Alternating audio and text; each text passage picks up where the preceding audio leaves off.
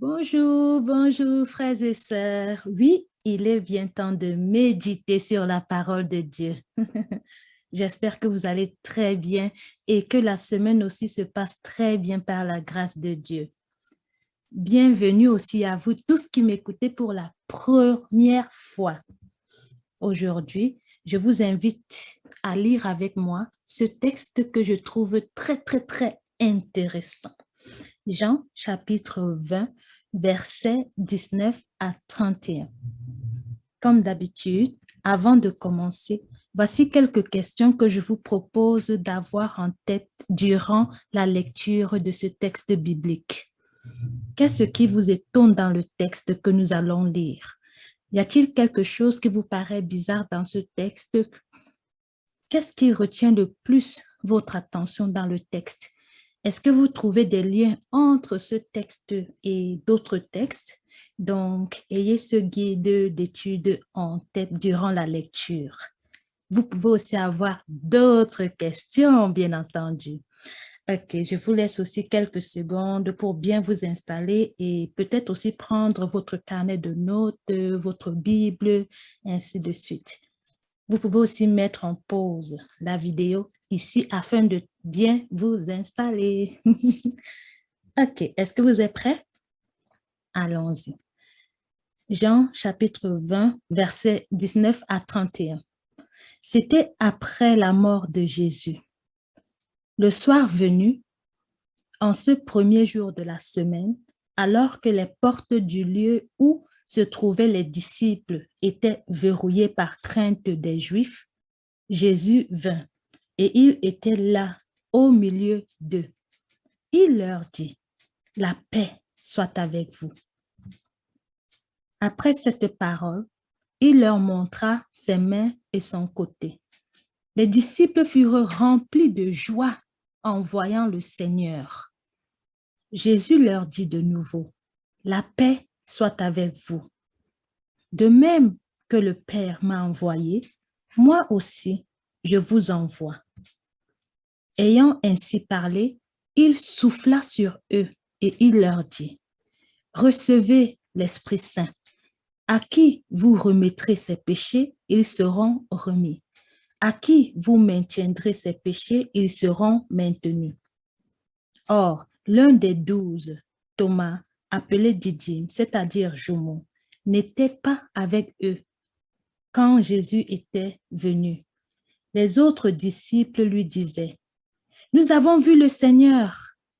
Mais il leur déclara, si je ne vois pas dans ses mains la marque des clous, si je ne mets pas mon doigt dans la marque des clous, si je ne mets pas la main dans son côté, non, je ne croirai pas. 8 jours plus tard, les disciples se trouvaient de nouveau dans la maison et Thomas était avec eux. Jésus vient alors que les portes étaient verrouillées et il était là au milieu d'eux. Il dit, la paix soit avec vous. Puis il dit à Thomas, avance ton doigt ici et vois mes mains. Avance ta main et mets-la dans mon côté. Cesse d'être incrédule, sois croyant. Alors Thomas lui dit, mon Seigneur et mon Dieu. Jésus lui dit, parce que tu m'as vu, tu crois. Heureux ceux qui croient sans avoir vu. Il y a encore beaucoup d'autres signes que Jésus a faits en présence des disciples et qui ne sont pas écrits dans ce livre. Mais ceux-là ont été écrits pour que vous croyiez que Jésus est le Christ, le Fils de Dieu, et pour qu'en croyant, vous ayez la vie en son nom. Donc voilà, mes frères et sœurs, nous venons de lire Jean chapitre 20, des versets 19 à 31. Je commence par vous. De votre côté, qu'est-ce qui vous étonne dans ce texte? Qu'est-ce qui retient le plus votre attention? Est-ce que vous trouvez des liens entre ce texte-ci et d'autres textes? Je vous suggère de mettre la vidéo en pause ici pour bien méditer sur ce texte-là que nous venons de lire et afin de trouver si vous avez des questions, des étonnements, ainsi de suite. Pour ce qui est des liens entre les textes bibliques, si vous êtes disponible, je vous suggère de lire aussi Actes chapitre 4. Vous avez les versets. Psaume 117, Psaume 118, 1 Jean chapitre 5. Donc, quand vous lisez tout cela, qu'est-ce que vous découvrez dans ces textes-là aujourd'hui? Que retenez-vous? Vous pouvez aussi encore mettre la vidéo en pause ici. Est-ce que c'est bon? OK. De mon côté, je constate que les mots « la paix soit avec vous » sont écrits à 3 endroits, au verset 19, 20 et 26 de Jean chapitre 20, verset 19 à 31. C'est comme si le Seigneur Jésus-Christ me dit à moi aujourd'hui que la paix soit avec moi. Au verset 24 à 29, l'attitude de Thomas me touche beaucoup. Je vais prendre un exemple. Disons qu'un jour, vous venez me dire que le Seigneur Jésus-Christ a apparu quelque part et que vous l'avez vu. Je me demande quelle sera ma première réaction. Je veux sûrement dire que je veux aussi le voir, je veux lui parler, je veux lui poser toutes mes questions, ainsi de suite. Au verset 20, on rappelle que les disciples étaient remplis de joie en voyant le Seigneur Jésus-Christ. Donc, quelle sera ma grande joie si je vois le Seigneur Jésus-Christ aussi?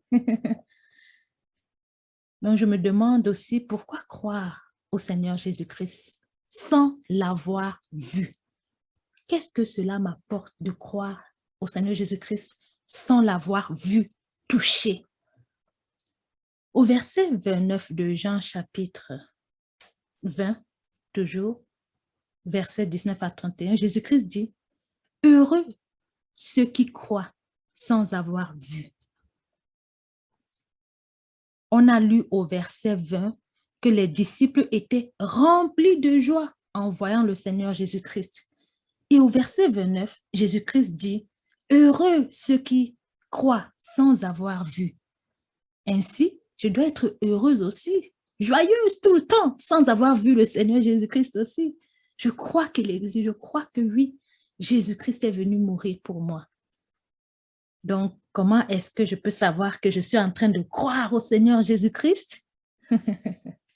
Pour ce qui est des liens entre les textes, dans Actes chapitre 4, versets 32 à 33, il est écrit « La multitude de ceux qui étaient devenus croyants avait un seul cœur et une seule âme, et personne ne disait que ses biens lui appartenaient en propre, mais ils avaient tout en commun.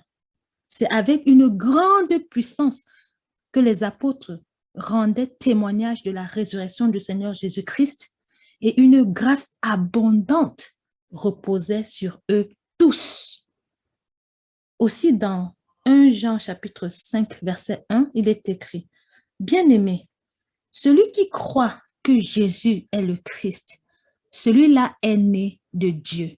Celui qui aime le Père qui a engendré aime aussi le Fils qui est né de lui. » Waouh, j'apprends beaucoup, beaucoup. À votre tour maintenant. Si cela n'a pas encore été fait, relisez encore Jean chapitre 20, des versets 19 à 31 et notez ce qui vous est dans le texte, des questions, si vous avez des questions, ce qui retient le plus votre attention. Donc aujourd'hui, comment est-ce que ce texte résonne dans votre cœur? Qu'est-ce que vous retenez aujourd'hui? Prenez aussi quelques temps pour prier et écouter le Seigneur vous transmettre son message d'amour aujourd'hui. Nous avons toute la semaine pour continuer à méditer sur ces textes bibliques-là, à partager aussi avec les autres, c'est important, et à écouter les enseignements en lien avec ces textes-là, très, très, très important. Vous pouvez aussi écrire vos découvertes en commentaire pour que moi aussi je puisse les lire. N'hésitez pas à vous abonner à cette chaîne si vous voulez être notifié lorsque je publie des vidéos sur la parole de Dieu. Prenez le temps de bien cliquer sur la cloche de notification et choisissez toutes, s'il vous plaît. Donc, je vous souhaite une excellente journée bénie sur la protection du Tout-Puissant. À la semaine prochaine. Merci.